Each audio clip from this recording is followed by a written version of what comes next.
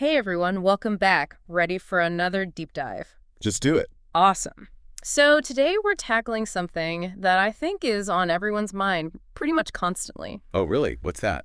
Fat. Ah, yes. The ever-controversial fat. Exactly. And we're going to get into all of it, all the different types, the good, the bad, the myths, the facts, using this really cool episode of the Nutritional Compass as our guide. So if you're ever staring at a nutrition label, wondering what it all means, or just trying to make sense of all the conflicting info out there about what fats to eat and what to avoid, well, stick with us because this deep dive is for you.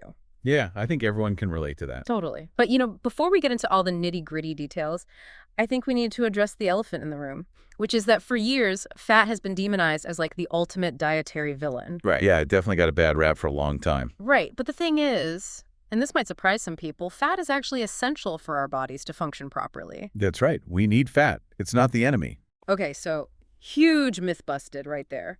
But tell me more about that. Yeah. Why do our bodies need fat? What does it actually do for us? Well, it's like the ultimate multitasker. First and foremost, fat is a major source of energy for our bodies. Okay, so it's fuel. Exactly. And it's a very efficient fuel source, too, much more so than carbohydrates or protein. Interesting. So it's not just about calories, it's about how our bodies actually use those calories. Precisely. And beyond energy, fat plays a crucial role in cell growth and development.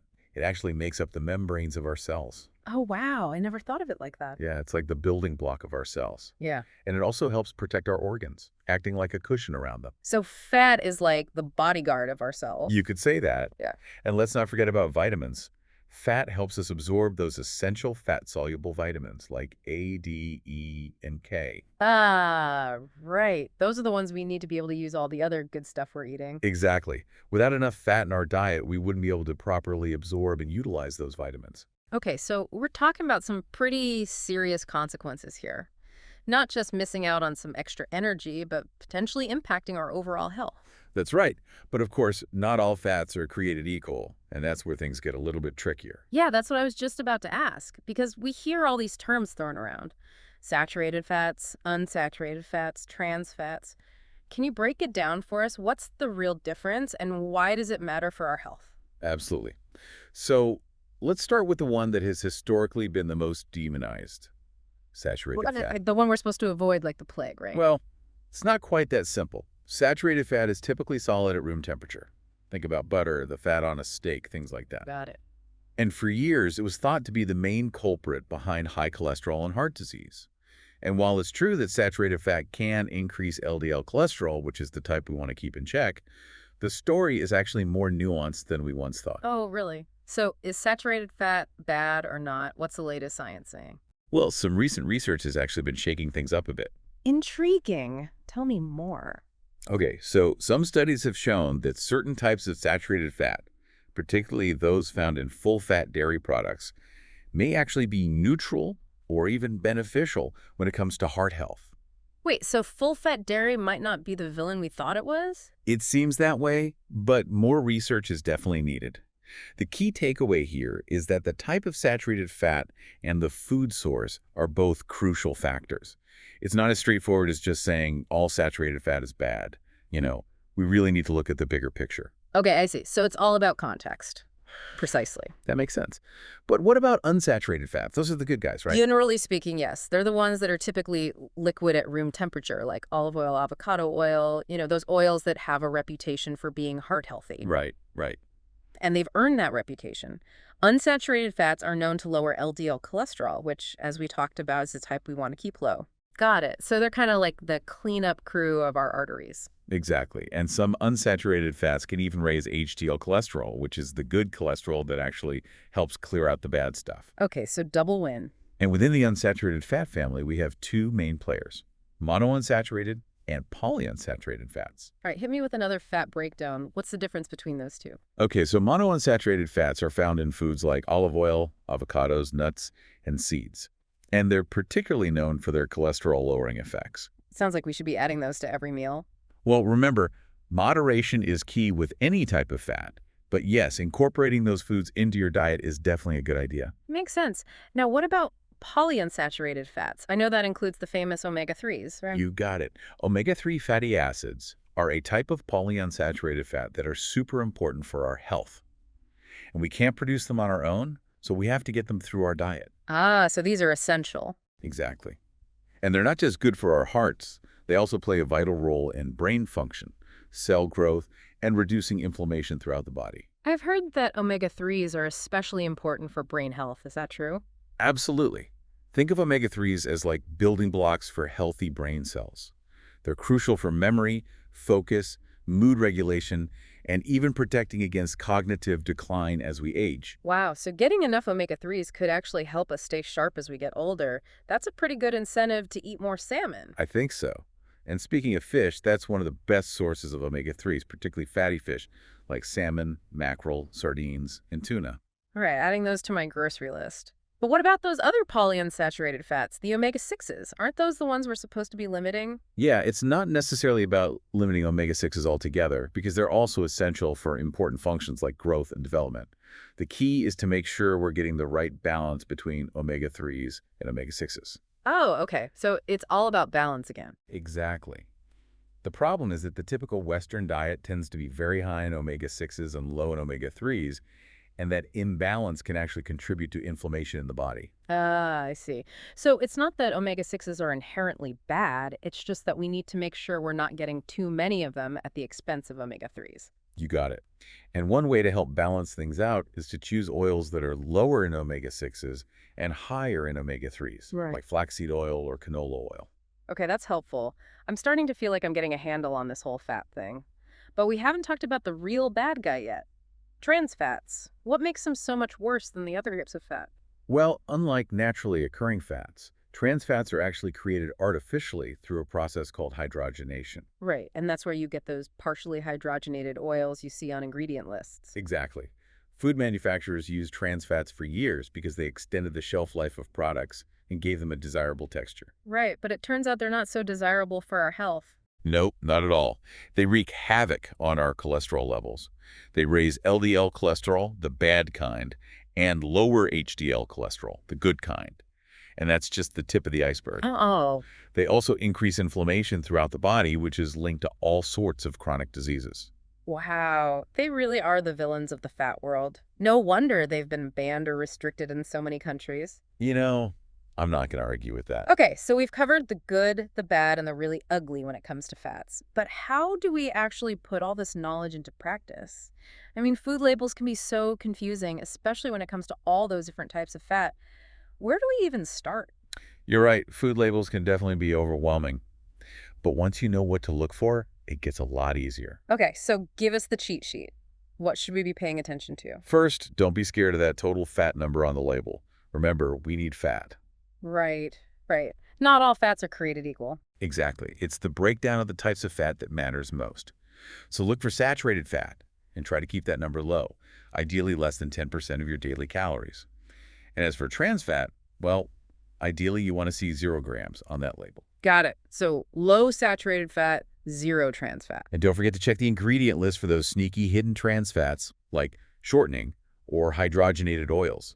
They can be hiding in places you might not expect. It's like a detective game. It can be, but once you get the hang of it, it becomes second nature. Okay, so we're label reading pros now. But what about beyond the label? What are some practical, everyday things we can do to make sure we're getting enough of those heart-healthy, brain-boosting, good fats? Well, one of the easiest swaps you can make is to replace butter or lard with healthier oils for cooking and baking, like olive oil, canola oil, or avocado oil. Simple enough. And another easy change is to make fatty fish a regular part of your meal plan.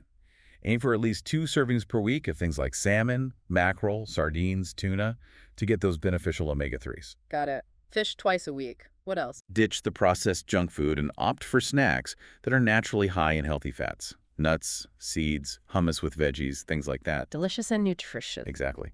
And when you're choosing protein sources, opt for lean options like chicken breast, fish, beans, lentils, or tofu. Okay, makes sense. What about avocados? Those seem to be everywhere these days. Avocados are a powerhouse of nutrition. They're packed with those healthy, monounsaturated fats, and they can be added to pretty much anything. Salads, sandwiches, smoothies, toast, you name it. Avocado toast, the millennial classic. All right, I have a confession to make. I used to be one of those people who thought all fats were bad and basically avoided them altogether. You're not alone. The low-fat craze really did a number on our understanding of fats. Totally. Here's the thing. When I was avoiding fat, I was constantly hungry and ended up eating way more carbs and sugar to compensate. Yeah, that's a common problem, and it turns out that's not exactly a recipe for good health either. Definitely not. Yeah. So it really is all about balance and making informed choices. Okay, but before we move on, I want to get your take on a few other common misconceptions about fat that I've heard over the years. For example, I've heard coconut oil touted as a superfood.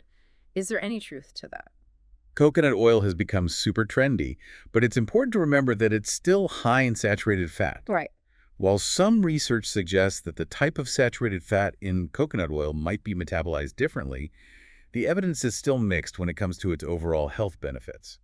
So, enjoy it in moderation, but don't go overboard thinking it's a magic bullet. Got it. What about cholesterol? I remember hearing that dietary cholesterol was really bad for you. Is that still the case? Actually, the thinking around dietary cholesterol has evolved over time. Yeah. We now know that the cholesterol we eat has less of an impact on our blood cholesterol levels than we used to think. Really? So the cholesterol in food isn't the main culprit when it comes to high cholesterol? Right. Saturated and trans fats have a much bigger impact. Wow, that's good to know. It seems like we're finally starting to separate fact from fiction when it comes to fats. I think so. And the more we understand about fats, the better choices we can make for ourselves. Speaking of choices, I'm curious about something. Different cultures have different ways of eating and different relationships with food. Do some cultures have healthier approaches to incorporating fats than others? That's a great question. And the answer is yes.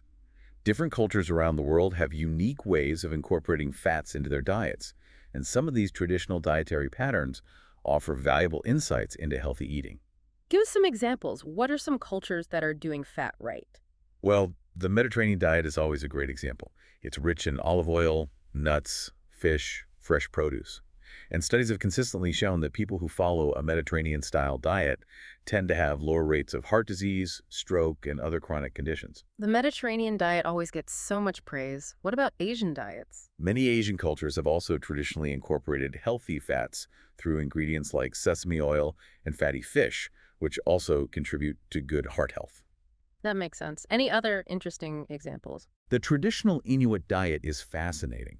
It's very high in omega-3 fatty acids from things like fish and marine mammals, and despite being high in fat overall, studies have shown that the Inuit people have remarkably low rates of heart disease. Wow, that's incredible. So it seems like there's a lot we can learn from traditional dietary patterns around the world when it comes to healthy fats. Absolutely. They've been incorporating healthy fats for centuries. Okay, we've covered a lot of ground here today, but we're not done yet. But before we move on to part two, I want to make sure we touch on one more important concept: mindful eating. Because even if we're choosing healthy fats, we can still overdo it, right? Absolutely. Moderation is key with all foods, even the healthy ones. So what exactly is mindful eating, and how does it relate to fats? Mindful eating is all about paying attention to your body's cues and developing a healthier relationship with food. It's not just what you eat, but how you eat. Okay, so how do we actually practice mindful eating? Give us some tips. Well, one of the best things you can do is start tuning into your body's hunger and fullness cues. Eat when you're genuinely hungry and stop when you're comfortably satisfied. Don't feel pressure to clean your plate if you're already full. That's a good reminder. It's so easy to just mindlessly keep eating, even when we're not actually hungry anymore. It is. And another key aspect of mindful eating is savoring your food. Slow down, take smaller bites, and really pay attention to the flavors, textures, and aromas of your meal. It's like turning a meal into a sensory experience. Exactly. And finally, plan your meals ahead of time. This will help you make more conscious choices and avoid those impulsive, unhealthy grabs when you're feeling stressed or rushed. Those are great tips. It seems like mindful eating is really about being more present and intentional with our food choices. That's a great way to put it. Okay, we've covered so much ground here today, but we're not done yet. Stay tuned for part two of this deep dive into the world of fats, where we'll continue to explore the nuances of healthy eating and bust even more myths. See you soon. Welcome back to our deep dive into the world of fats. I'm ready to keep going. Great. I'm excited to share even more about this essential nutrient. You know, as we were wrapping up part one, I started thinking about something. We talked a lot about the impact of fats on our heart health, which is obviously super important, but what about their role in other areas of our well-being? Like, do fats play a role in things like hormone balance or brain health? You hit the nail on the head. We tend to focus so much on heart health, but fats are actually involved in so many bodily functions that can really affect our overall health and well-being. Okay, so spill the tea. What are some of those lesser-known roles that fats play in our bodies? Well, for starters, did you know that fats play a crucial role in hormone production?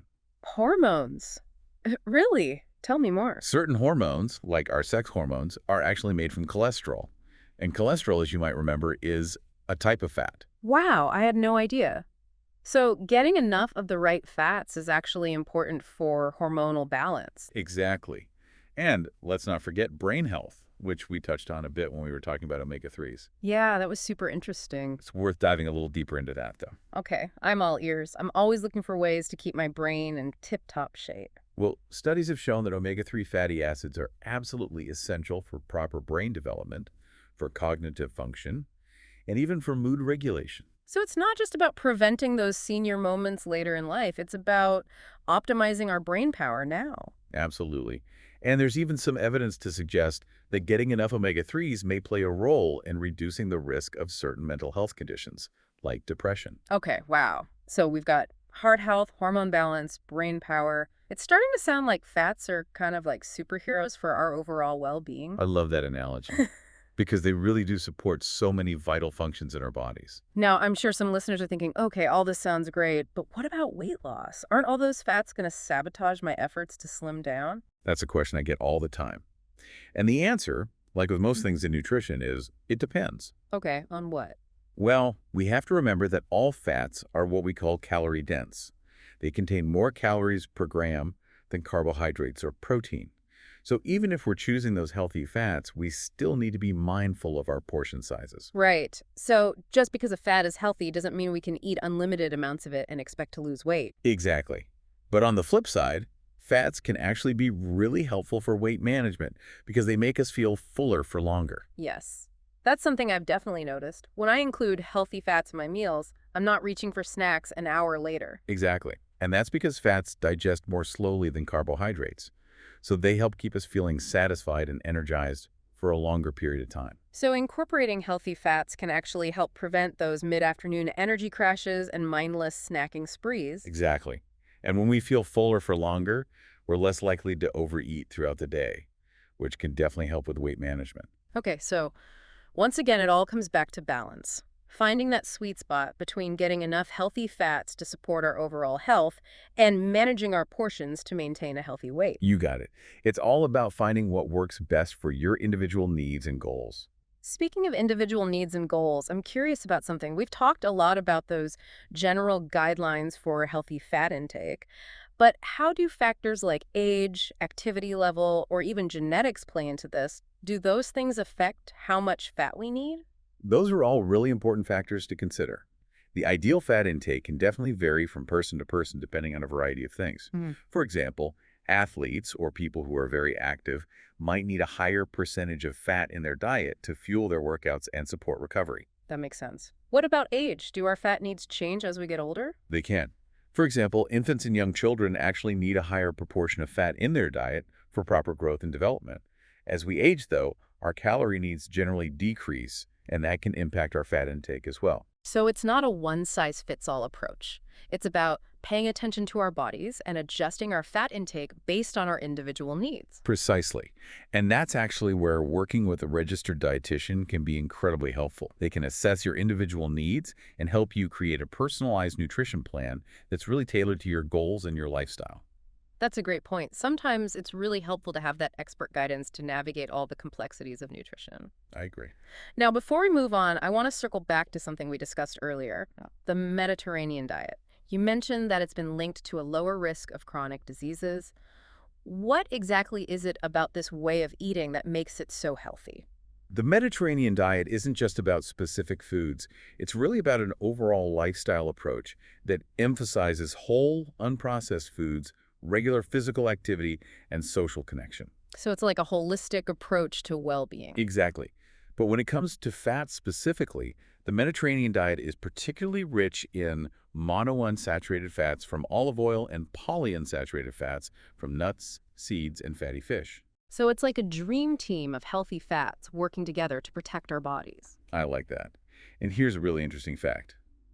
Studies have shown that following a Mediterranean-style diet can actually reduce the risk of heart disease by up to 30%. Wow, that's a pretty significant reduction. It is. I'm definitely feeling inspired to incorporate more Mediterranean-style meals into my routine. I think you'll be pleasantly surprised by how delicious and satisfying they can be. Okay, so we've talked about the benefits of healthy fats for our physical health, but what about mental health?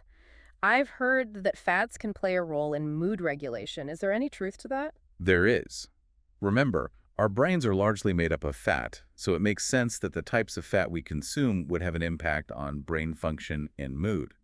Omega-3 fatty acids, in particular, have been shown to play a pretty significant role in mood regulation. So getting enough omega-3s might actually help us feel happier and more balanced. There's definitely evidence to suggest that. Some studies have shown that people who consume higher amounts of omega-3s tend to have lower rates of depression and anxiety. That's amazing. It seems like every time we uncover something new about fats, it just reinforces how essential they are for our overall well-being. I know, it's fascinating.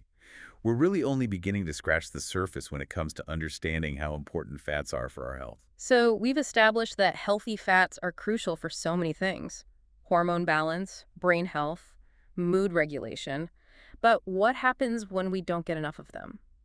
What are some of the signs that our bodies might be lacking in essential fatty acids? That's a great question. Our bodies are pretty good at giving us signals when something's out of whack. Yeah, we just have to learn how to listen to them, right? Exactly. And when it comes to fat deficiency, some of the signs can be really subtle, but others are more obvious. One of the first things you might notice is dry skin or hair. Really? So if my skin is feeling extra dry and flaky, especially during the winter months, that could be a sign I need more healthy fats in my diet. It's definitely possible. Essential fatty acids are crucial for maintaining the integrity of our cell membranes, which is really important for keeping our skin hydrated and healthy. Okay, good to know. What are some other signs we should be looking out for? Another really common symptom of fat deficiency is fatigue or low energy levels. Remember, fat is a very concentrated source of energy. So if you're consistently not getting enough, you might start to feel sluggish, run down, kind of like you're running on empty. Makes sense. It's like our bodies are literally running low on fuel. Exactly. And in more severe cases of fat deficiency, you might experience things like problems with wound healing, impaired immune function, or even neurological issues. Wow, so we're talking about some pretty serious consequences if we're chronically low in essential fatty acids. That's why it's so important to make sure we're including healthy fats in our diet on a regular basis. So let's talk about some more practical ways to do that. We've touched on some food swaps and meal ideas already, but what about cooking techniques? Do those affect the fat content of our food? Absolutely. Some cooking methods are definitely more fat-friendly than others. For example, frying foods, especially deep frying, can add a lot of extra fat, and not always the healthy kind. So what are some healthier alternatives to frying? Baking, roasting, grilling, and steaming are all great options. They allow you to cook your food without adding excessive amounts of fat. And if you do need to use oil, opt for those heart-healthy unsaturated fats like olive oil, avocado oil, or canola oil. I love all of those methods. They really bring out the natural flavors of foods without adding a ton of extra fat. Exactly. It seems like making healthy fat choices is really about being mindful, making small, sustainable changes to our eating habits over time, and just enjoying the process. You nailed it. That's a great way to sum it up. All right, welcome back to the show. We're on the final leg of our fat journey, and I'm excited to wrap things up with some more practical tips and myth busting. Sounds good to me. I'm ready for those final fat facts. Okay, so we've covered a lot of ground. The science behind different types of fats, tips for incorporating healthy fats into our diets. We even touched on some cultural food wisdom. But even after all that, I have a feeling there's still more to learn. Oh, absolutely. There's always more to learn when it comes to nutrition because the science is always evolving. Right. And speaking of that, how can our listeners stay up to date on all the latest fat facts and make sure they're getting the most accurate information? Because there's a lot of conflicting information out there. That's a great question, and it's a really important one, too, because there's a lot of misinformation out there, especially when it comes to nutrition. So how do we sift through all the noise and find reliable information? Well, one of the most important things is to be discerning about your sources. Choose sources that are credible and evidence-based. Makes sense. But how can we spot those less than reliable sources? What are some red flags to look out for? One of the biggest red flags is information that sounds too good to be true. Be wary of those claims that promise quick fixes or demonize entire food groups. So basically, if it sounds too good to be true, it probably is. Probably. And be wary of anything that relies on fear-mongering tactics to get your attention. Like those fat-free everything diets that were so popular a few years ago. Exactly. Or those miracle fat-burning supplements that promise to melt away pounds effortlessly. Right. It's important to remember that there's no magic bullet when it comes to nutrition. Exactly. Balance and moderation are key. What about those sensationalized headlines we often see about fat? You know, the ones that scream things like, butter is back, or coconut oil cures everything. How should we approach those kinds of claims? Headlines are often designed to grab our attention, not necessarily to convey accurate scientific information. So it's important to look beyond the headline, dig a little deeper, consider the source and the context. A single study doesn't necessarily overturn decades of research. Okay, so critical thinking skills are a must. Don't just blindly believe everything you read, especially when it comes to nutrition. Exactly. Now, are there specific sources you'd recommend for reliable nutrition information? Absolutely. For starters, reputable organizations like the American Heart Association, the World Health Organization, and the Academy of Nutrition and Dietetics. They're all great sources of evidence-based information you can trust. Those are definitely some trusted names. And what about getting more personalized guidance? If you're looking for more individualized advice, working with a registered dietitian or a qualified nutrition professional can be incredibly valuable. Right, because they can take into account your unique needs and preferences and help you create a plan that's tailored just for you. Exactly. Remember, what works for one person might not work for another, so that personalized guidance can be a real game changer. Okay, so we've talked about staying informed, but let's shift gears now and talk about putting all this knowledge into action. What are some more practical tips for incorporating healthy fats into our everyday lives, making them a regular part of our diet? We've touched on some simple swaps and meal ideas already, but let's get even more specific. Fats can be added to so many dishes in really creative and delicious ways that you might not have thought of before. Okay, give us some examples. Okay, well, for instance, a really easy way to bump up your intake of healthy fats is to add a dollop of nut butter to your oatmeal or yogurt for breakfast. It adds a creamy texture and a boost of protein and fiber to keep you feeling full and energized. That sounds both delicious and easy. What else? Another simple trick is to sprinkle chia seeds or flax seeds onto your salads or smoothies. They're practically flavorless, but they're packed with those omega-3s and fiber. Love it. Little changes, big impact. What about snacks? Because snacking can be a real challenge when you're trying to make healthy choices. I hear you. And I'm a big believer in healthy snacking. Nuts and seeds make a great portable snack that's packed with those healthy fats, protein, and fiber. Yeah, and they're so convenient. They really are. Just toss a handful in your bag and you're good to go. So we've got breakfast, lunch, dinner, and snacks covered. What about cooking methods? Do those affect the fat content of our food? They definitely can. Certain cooking methods, like deep frying, can really increase the fat content of our food, and not always with the healthy kinds of fat. So what are some healthier alternatives? Opting for things like baking, roasting, grilling, or steaming is generally a good idea if you're trying to be mindful of your fat intake. Okay, great. And if you do use oil, make sure it's one of those heart-healthy, unsaturated fats like olive oil or avocado oil. You got it. It seems like making healthy fat choices is really about being mindful, making small, sustainable changes to our eating habits over time, and just enjoying the process of exploring new foods and flavors. I couldn't agree more. It's all about finding what works for you and making it a part of your everyday life. Well, I think we've covered just about everything there is to know about fats in this deep dive. We've gone from feeling confused and overwhelmed to feeling informed and empowered. That's what we like to hear. It's amazing how much we've learned together. I know, it's been a journey. But seriously, I've learned so much. Before we sign off, I want to leave our listeners with this. We've learned that fats are not the enemy. In fact, they're a delicious, nourishing, and essential part of a healthy and vibrant life. So well said. So remember to choose your fats wisely, savor the flavors, listen to your body, and enjoy all the amazing benefits that healthy fats can bring to your life. Thanks for joining us on this fat-filled adventure, everyone. It's been a pleasure. We'll see you next time on The Deep Dive.